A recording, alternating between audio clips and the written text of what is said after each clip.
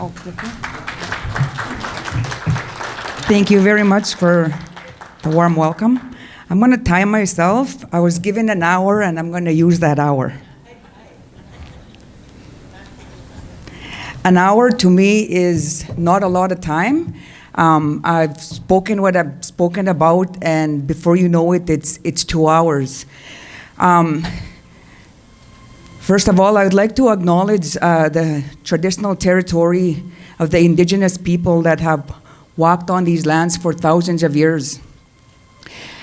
Treaty 4 territory, and which is also now the home of the Métis. My PowerPoint? So I'll introduce myself.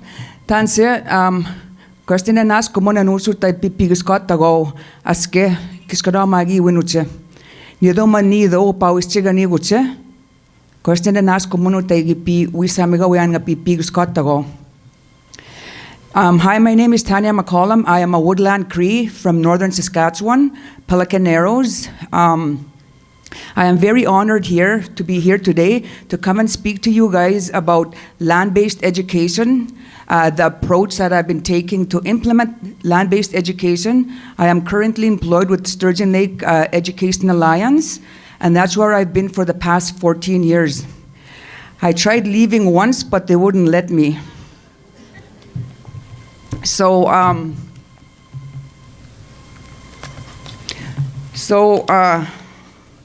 first off, a growing number of us believe that as Indigenous scholars, we can best be the service of our nations by recovering the traditions that have been assaulted to near extinction. Before we engage our students in a meaningful way, we must understand our identities as Indigenous people. We must understand our history. Because if we don't teach our students what went down in our history with colonialism, history is going to repeat itself. And one of the ways is land-based education. My clicker. So to further introduce myself, the land is a key aspect of who I am. As a matter of fact, as Indigenous people throughout Turtle Island, the land is a key aspect of who we are. I was raised out on the land. The first few years of my life was in an informal way of learning. Those are my grandparents there, and at just an infant, they took me in. I was the only grandchild that they raised. They had 16 children. So it was a privilege to be raised by my grandparents.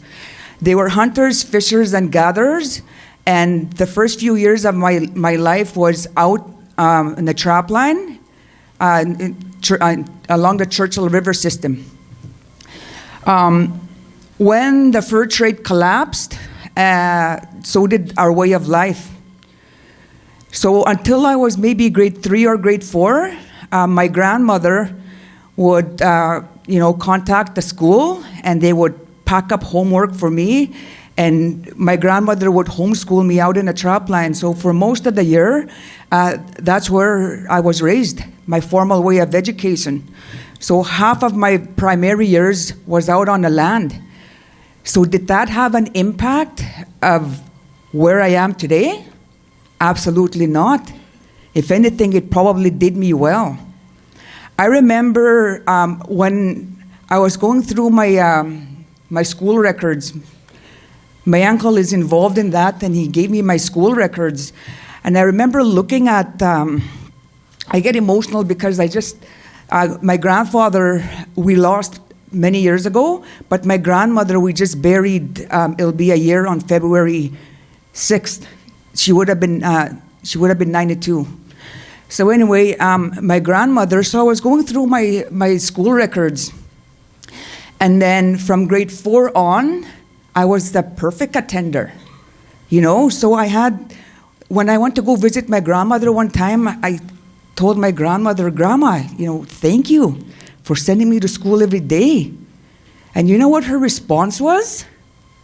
She was scared that the Indian agent, if I didn't go to school every day, the Indian agent was going to come get me.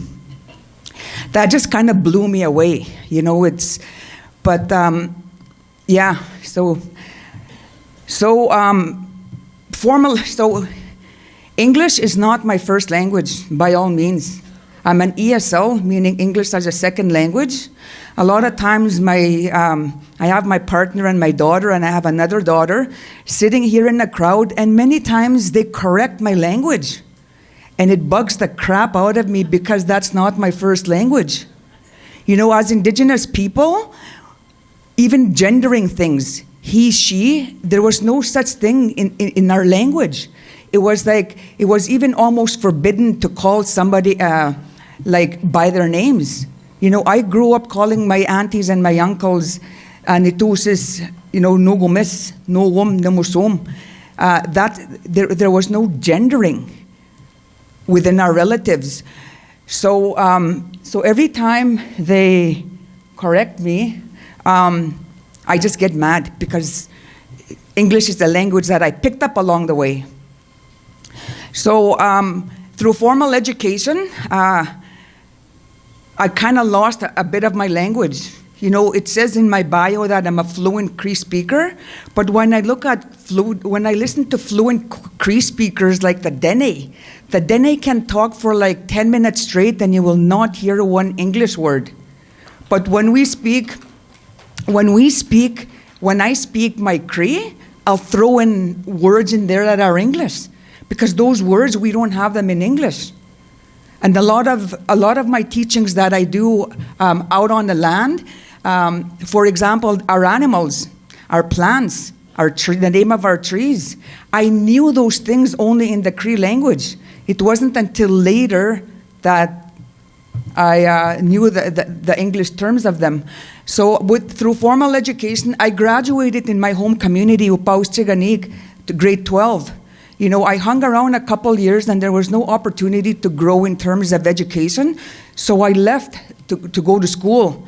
This is actually my 4th time going back to school. By the time I'm done school, I would have been in school more than half of my life, if you count grade school. And I attend Blue Quills. Jesse Sylvester is also a graduate, so is Kevin Lewis. And it's one of those universities that when we took control of our education back in 1969, they were the first university to tell the priests and the nuns and the government to beat it. We want to teach our children. As a matter of fact, that's where we go to school, is at that Indian student residence.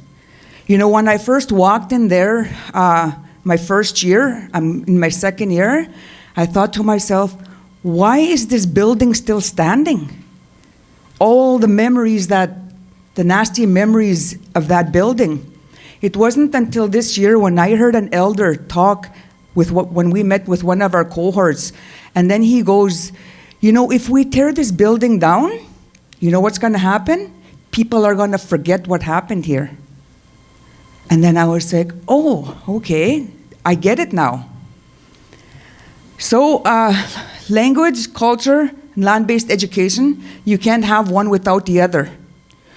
When I had a call from a couple of administrators, and they asked me, okay, are you going to be presenting on land-based or is it strictly on language? Because I want to send some of my staff to go listen to you. And then this was my response. Language is land-based education. Culture is land-based education. So no matter how dominant an ideology is, there are always other ways of interpreting the world and how we teach from that frame of thought. Colonialism has tried to maintain the singular social order through law and policies suppressing the indigenous ways of knowing and the connection to the environment. Dr. Alex Wilson. So it's been over 50 years since we took control of our indigenous education. But have we taken control? As educators and as administrators, ask yourself that question. I've traveled across the country presenting what I'm talking about. Just recently, I was with the Innu Nation in Labrador. Prior to that, I was in Cape Breton with the Iskasoni First Nation. You know, across Indigenous Turtle Island, there's a resurgence happening. Everybody wants to incorporate land-based education, but you know what? They don't know how to approach it. And so there's a resurgence happening, and ask yourself that. Look around your schools when you go back. Have we taken control of our education? When you look at our mandated curriculums that we still go by, the provincial curriculums, too many of us take them as gospel. You know, that means we don't have control of our education if we're using a curriculum that's mandated by the province. The province does not give us 1 penny to run our schools, yet we take that provincial curriculum as gospel. Philosophy of education. As educators, I was hoping to see like a lot of first and second year teachers here, because those are the teachers sometimes we want to target, because they're going to be there for the next 30 years when we retire. So philosophy of education, this is mine keeping my land-based mentality there. Our culture, languages, and epistemologies are rooted in the lands we occupy. We must take schooling out on the land so the youth can become connected to who they are while learning the very best that education has to offer. All students are unique and each come to school with their own knowledge and skill sets. They have dreams, talents, and interests. As a teacher, my role is to help build on their strengths so they can become independent thinkers through land-based education. The land is the teacher and the healer. I develop activities for mental, spiritual, emotional, and physical development that links to family, community, and nation. I want the learners to make connections. It is the elders, hunters, trappers, fishers, and gatherers of medicines and foods that are the teachers of Indigenous education in northern Saskatchewan. Just last year, I was invited by the Nakotas in Alberta to go spend a week with them because they had a pilot project on land-based education. So I was pumped. They said, you know, bring some stuff that you could teach what we can do. So I hauled a bunch of stuff and I went over there and I spent a week with them. But on that first day, prior to doing the presentation, I met with the Stoney Education Authority. I'm not sure if that's what it's called, but the Nakotas. So I was kind of like sitting there, and the Education Authority started walking in. So almost, and the administrators. So I'm sitting around, and I'm thinking, okay, this is the Nakota Nation. Where's the Indigenous people? Finally, this superintendent walks in, and then an Indigenous lady walks in with 2 other ladies. So so they introduced themselves, and I'm like, wow. And my presentation was on decolonizing and indigenizing curriculum. Then I started thinking, how am I going to convince these non-Indigenous people my presentation? So I asked them, so why did you guys bring me here? What do you guys want out of me? I said. He goes, well, we're trying to implement land-based education. We heard your presentation in Calgary, and we like what you're doing at your school. And then he goes, well, why are you guys not doing it? Because the 2 land-based ladies that were there were not Indigenous. We're the land-based ladies, but we're not Indigenous. So my quick response was, well, why don't you study us? We've studied your people for hundreds of years. Study us and teach about us. Because we've studied your people for so long, we adopted your language.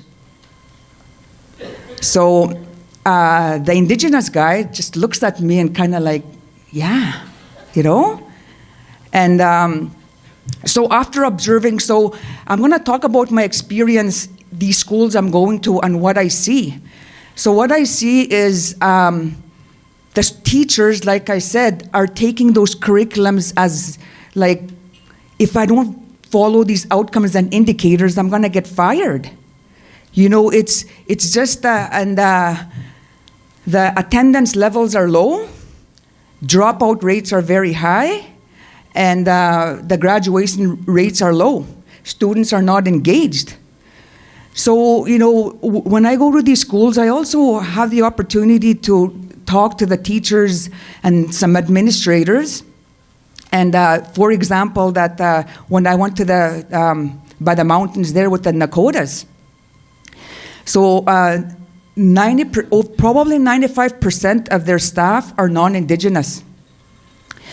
So they said, you know, we have a lot of skippers. We have a lot of kids that skip out. Okay. And then, so at that one day, we were going down to the Bow River, just by the school, to do my lesson, my land-based lesson with the grade 8s.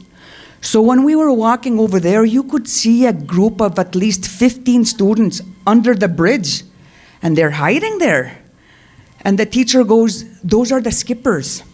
And then I was like, okay, well, why don't we invite them?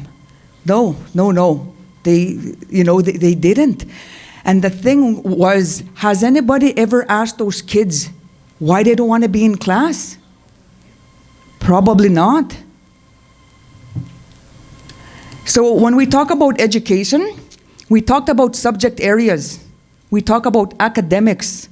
We talk about assessments, evaluations. You know, it doesn't have to look like that. Education doesn't have to look like subject areas. You know, especially new teachers, the way we're taught when we take our B.Ed is it's teacher-centered. The teacher is up there feeding all this information to the kids, and then we expect them to regurgitate what they're learning through assessments. But when you really think about it, exactly how much are they retaining? How much of that knowledge are they using in their everyday life? To be honest, probably not a whole lot. I was a memorizer. I remember social studies, memorizing all the explorers, all the years, and I excelled because it was all memorization. But education doesn't have to look like that. With land-based education, it should be a child approach to teaching. Don't confine yourself to those four walls. More learning will happen out on the land. So as they experience their world directly, children construct meaning by conceptualizing, defining, classifying, discovering, and creating patterns and using their imaginations to build knowledge. They experiment, make discoveries, and form hypotheses, and then they apply to new experiences and explorations. These processes, which are common to all forms of intellectual development, depend on enriched experiential and cognitive environments. Land-based education and outdoor education. What's the difference? Is there a difference? You know, many schools either come to our school and observe our land-based program, or I go to schools and talk about our program. Because many schools will say, you know, we have a land-based program, but kids are not engaged and it's collapsing.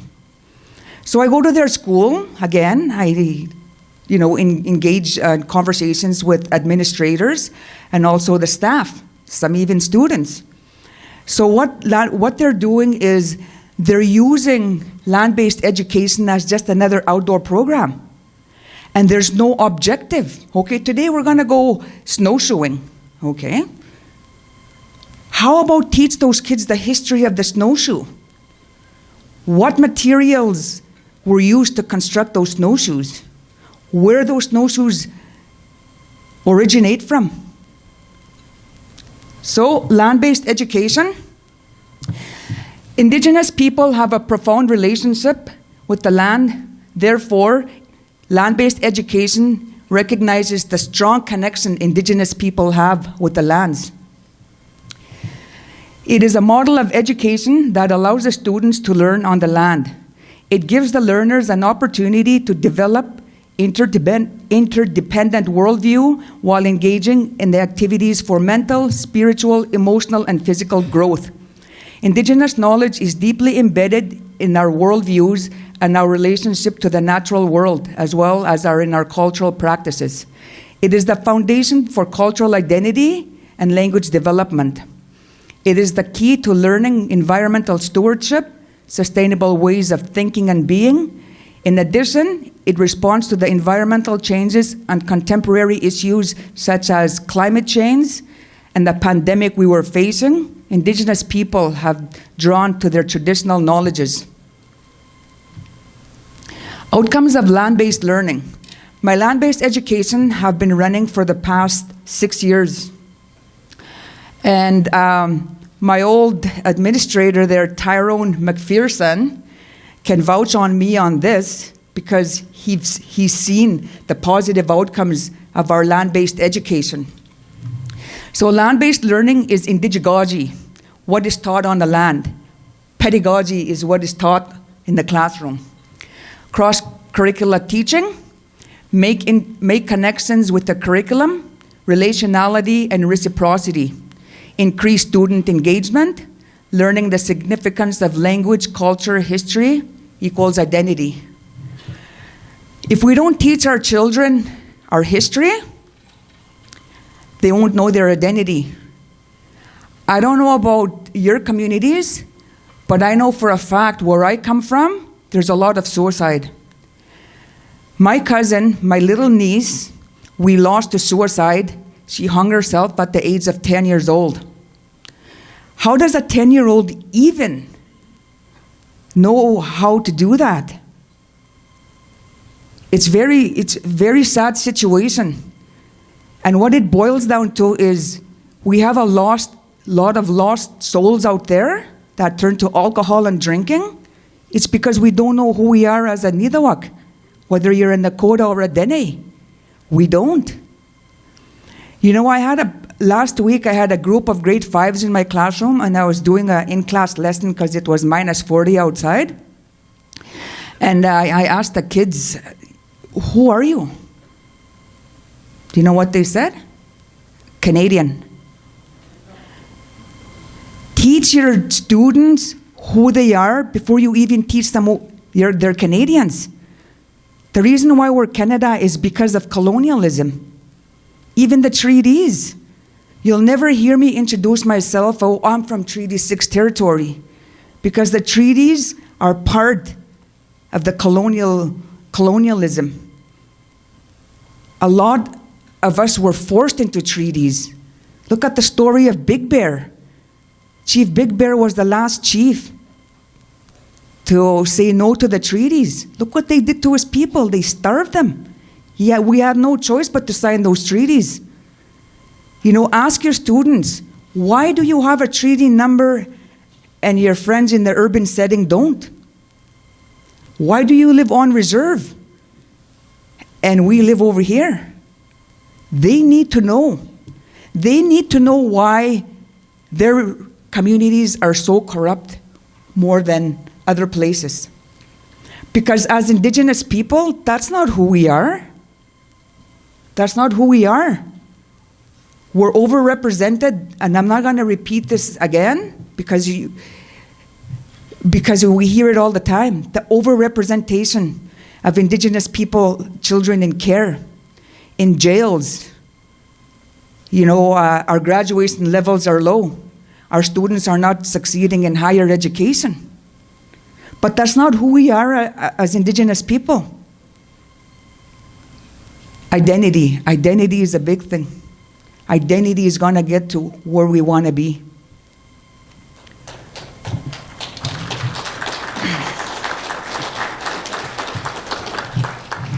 So what needs to unfold for land-based education to be effective and successful? This is based on my experience. This is based on the research I'm doing.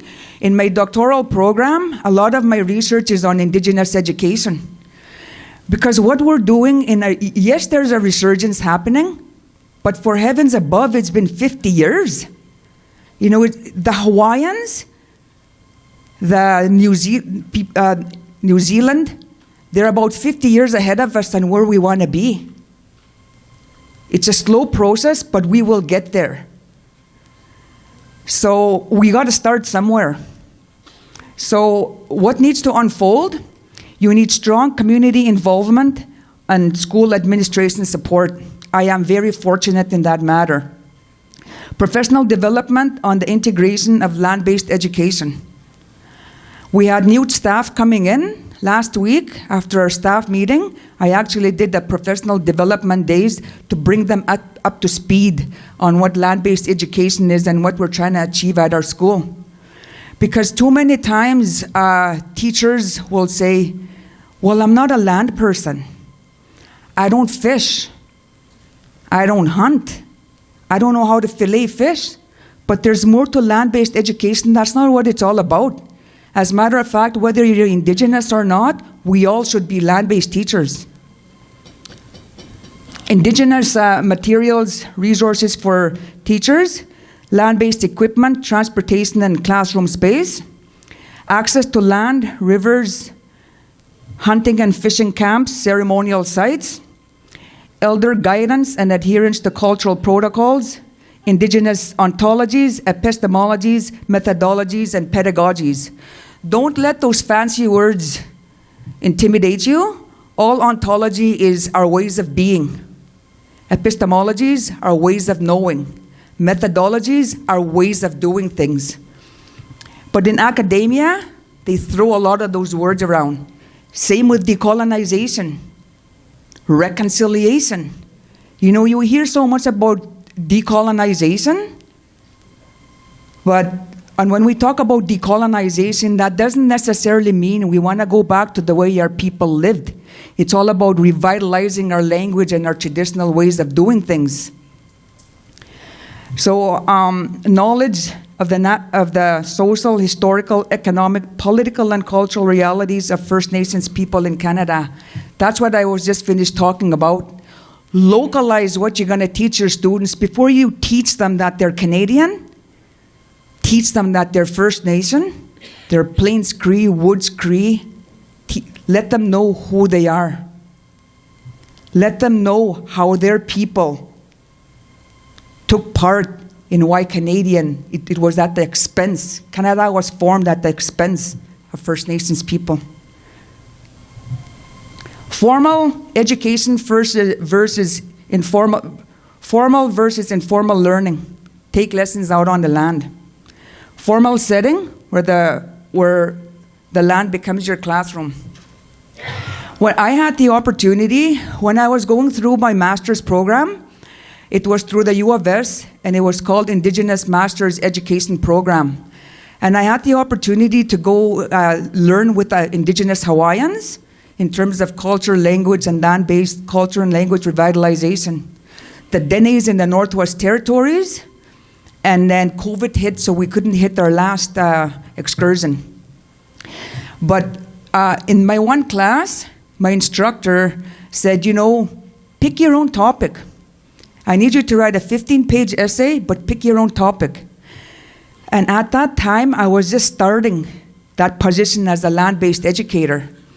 And I thought to myself, you know, I'm going to pick formal education versus informal education, because that's what land-based education is. It's an informal way of learning.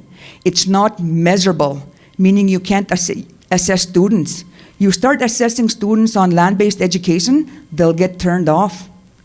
When that child is ready to learn how to skin a moose, how to speak their language, how to fillet or catch that fish, there'll come a time that they're going to excel.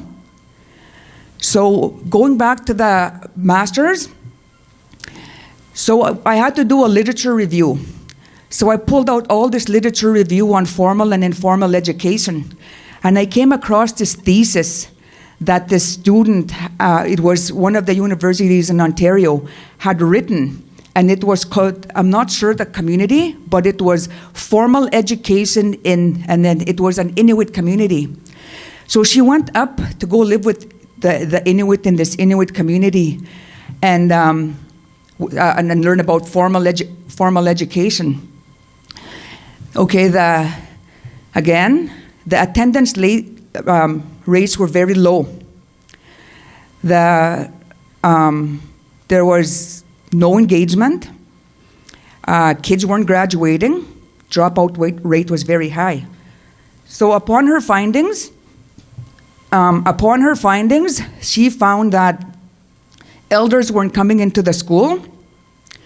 And when you break down the instructional time, I think culture, there was really next to nothing for culture, let alone language. The people of the community were crying out, saying that our young children are losing their way of life. And if anyone could survive out on the land, it's the Inuits. They are the people of the land.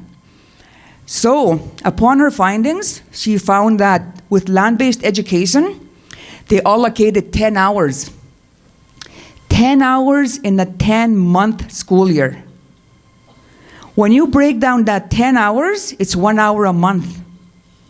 2 weeks and days, it's seconds. It's really next to nothing. And those people way up north were learning from, the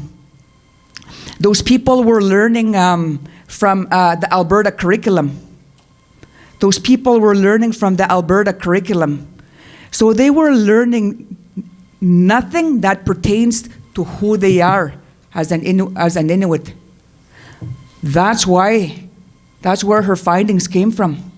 No identity, no language, no culture, no land-based education. That's what drove me to focus my research on, even the Inuit. So when I applied for the doctoral program in Blue Quills, I was competing with over 50 people. And I think they picked 14 of us out of the 55 applicants. I had to really sell myself in that interview. And I remember talking about what I'm talking about, that Inuit and their findings. And I remember telling the Kukum, who was in an interview there, and I was like, you know what? I want to go visit. I want to go back to that community and find out if anything was done from this thesis, the findings of that thesis. So anyway, last October, I got invited to Labrador, Newfoundland, where I went and stayed with the Innu people for a week. And they flew me. One of them was a flying community. If you look at Labrador on the map, it is the second furthest community. It's an isolated community. So they flew me over there with these land-based crew. So we get over there, and I'm going to start I toured the school. I'm going to start my presentation, and wow, I was shocked. Majority, there was not one Innu teacher in that school. Majority of those teachers were international teachers. I could not believe it. I couldn't believe it. I was like, what are you guys doing way over here? You know? There was no extracurricular activity. There was a lot of vandalism. There was a lot of same findings as that lady. Well, how do you expect these international teachers to teach the Innu way of life? I was shocked. In this day, and all I can say sometimes is, in this day and age, like really? Shit's got to change in our education systems.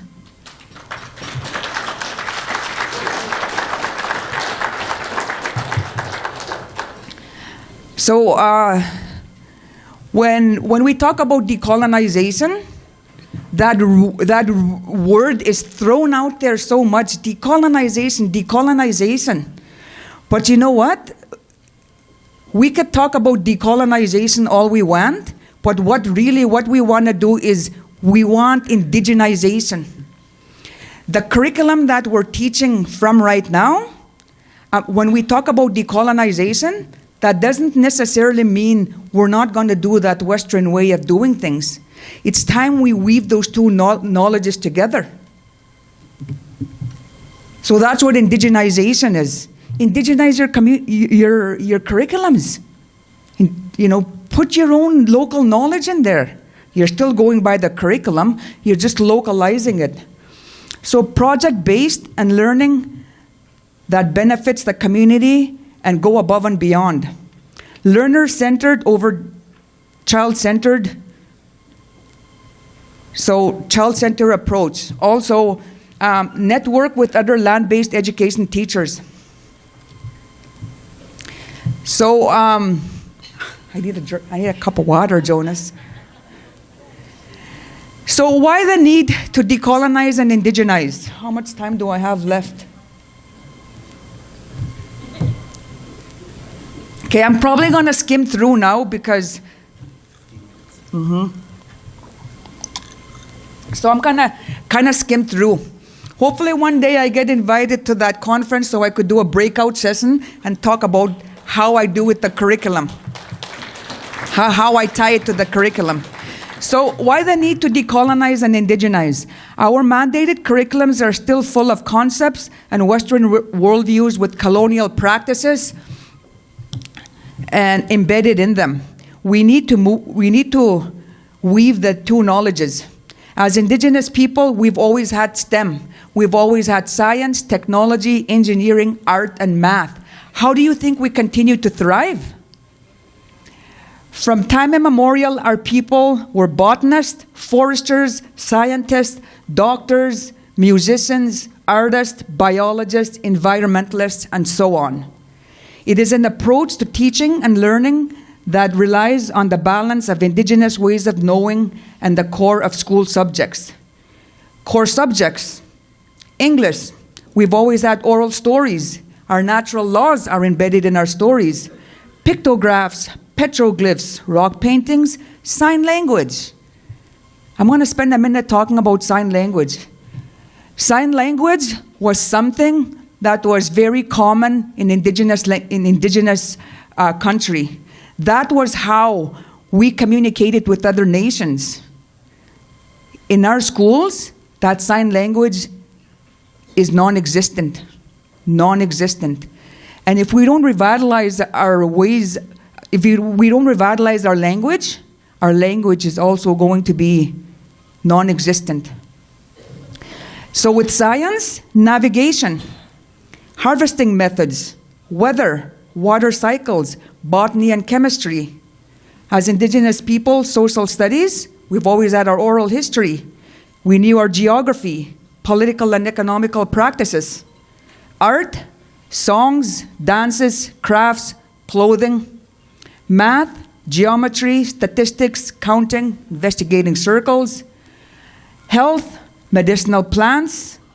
Over 70% of the medicine sold in pharmaceutical companies our people have used from the beginning of time. But you know what? They will never acknowledge us for that. Animals. Healthy, we were very healthy and physically active. Biology, anatomy, study of animals, birds, insects, and so on. Physical education, canoeing, kayaking, traditional games that have math and science. Physics, the bow and arrow, the atlatl, slingshot, archery involved several aspects of physics, the storage, transfer, and delivery of energy. Land-based education is a non-traditional approach to education that gives the child a bit of discovering the world around them with hands-on learning that is child-centered. How do I play that little video, IT? Next.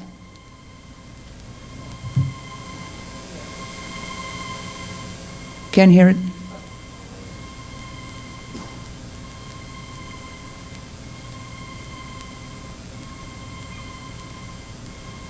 No? Okay. This little boy, I went on a outdoor education lesson with these boys. This boy was in grade 1. All of a sudden, ahead of me, I seen him pick up this plant, and he's talking to the students. So I get over there and I asked this little boy, I said, Drake, what did you just teach those kids? And I had my camera, because that's how I assess my kids. I make little videos of them. So he took that little plant, it's called a yarrow, and he was teaching us, or he was teaching those kids. When you have a bee sting, you take this plant, you chew on it, and you put it on your bee sting, and it's not gonna hurt. I said, who taught you that, Drake? My grandfather. That's what you call a child-centered approach to teaching. A lot of times our students, they come to school with so much knowledge. But as educators, you know what we tend to do when we're up here teaching, feeding this information to our students? We tend to shut them, we tend to quiet, you're disrupting. You know, let them share their knowledge. Let them interact with each other and share their stories. Because when we have a nice, quiet classroom, that's residential school. That's residential school. And another thing with the curriculum too is it's so fragmented. You know, you have to wait until your high school biology to be dissecting. In our kids, right from probably kindergarten, grade 1, grade 2, they start dissecting. We dissect fish, a beaver, a deer. Formal education, you gotta wait till high school to dissect a pig or a starfish that you'll never have access to. Even, I have a daughter over here, she's in grade 9 now, but when she was in grade 6, the thing with the curriculum too is who chooses? Who chose what we're supposed to be learning there? I was a math and science teacher for a number of years to middle years, and I came in grade 6, you have to learn the principles of flight. Man, what a boring subject. I used to leave it to the end in hopes of not reaching it because we've had a busy year. Because that's what you teachers do. You leave those subjects to the end. I'm guilty, I'm gonna admit it. But anyway, I remember my daughter, she had, it was a weekend. She said she had a unit test on that principles of flight. And her dad kept bugging her, did you study all weekend? Finally, the morning of the test, he asked again, did you study for your unit test? Her getting annoyed, she's like, yes, I did. I don't even know why they're teaching me that stuff anyway. It's not like I'm gonna be a pilot. And you know what? She's right. She's right. We're molding these children into things that they don't wanna be, things they don't wanna learn, things that don't interest them. Oh, this is another picture of a kid. This little boy is in grade 5. Last year, we cut up a deer. And I was talking about the chronic wasting disease. And then this year, while we were cutting up that deer, that one girl gets grossed out, because blood and organs and all that. This little boy goes, you know, you shouldn't be grossed out with that deer. That deer sacrificed itself for us. And I was like, yes, that's what land-based education is all about. So this year, I did a lesson with them again last week. Declan, I did a lesson again with them last week, and the same kid goes, teacher, did you know that in the Yellowstone National Park, the deer are having a disease and it's spreading? I'm like, wow. You know, that's what land-based education is about. It's not all about going paddling or fishing. The need to indigenize. Last fall, 2 falls ago, we usually at our school, I work with scholar, knowledge keeper Willie Ermine, and we have a big fall camp for the students. And I said, okay, Willie, why don't Sturgeon Lake has 300 head of buffalo? You guys are a people of the buffalo. Why don't we ask them for a buffalo? We'll have a ceremony and we'll do buffalo teachings. And we'll utilize that buffalo. I said, okay. So again, me and my partner were in charge of, we had a station where we were cutting up the deer. So this little boy comes by, I get over there and he's standing there with the little boy and he's kind of giggling and I said, what's so funny? That little boy just asked me, the head on the left-hand side is the buffalo head. That little boy just asked me, why did you guys cut that yak? Kill that yak? I had to Google what a yak was. A yak lives in the Himalayan mountains, so that boy knew what a yak looked like, but not a buffalo, and he has 300 head of buffalo roaming in his land. We need to indigenize. Too many of our kids, why do we, in their primary years, why do we give them farm animals, exotic animals, when they can't even recognize a buffalo or a deer? So I'm going to just kind of, see, these are some of the things that I do with my students. Research shows that early experiences of children has a big impact on the child's long-term development and life outcomes. Start connecting the kids back to the land. Start at a young age. Through research collected by observing young children's cognitive development during outdoor play, it was indicated that children learn best in an environment that allows them to explore and discuss play. Skim through, indigenize your library, your novel studies. And then just some things that I do, but I'm going to go conclude my... So, elders are a must with land-based education. So each land-based program is different. Some may not focus on Indigenous knowledge at all. Land-based language, culture go hand in hand. Some leave out language and culture. Some only involve boys. That's a colonial practice. Other programs run it just as an outdoor education program. The biggest one is some programs fail to involve primary grades. Why? They're too young. Classroom management, liability. That is where you want to reach those kids, is those primary years. So other points to consider. Admin teachers might not be supportive as it's not measurable. You can't have marks. Students not engaged if not given a well-structured experience. Parents might not support land-based education as they might not know the purpose itself. In closing, research shows that kids with a second language are a lot smarter than a kid with one language. Research shows. Research shows that learning in an outdoor environment has mental health benefits, improves understanding for active learners. It provides an opportunity for students to be good stewards of the land. Land-based education, learning has been here for thousands of years.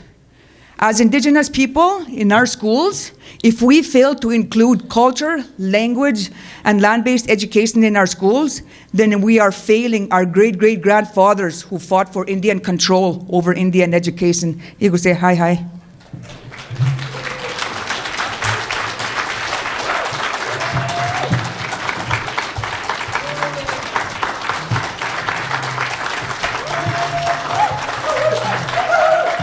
Thank you very much. Nas Komon.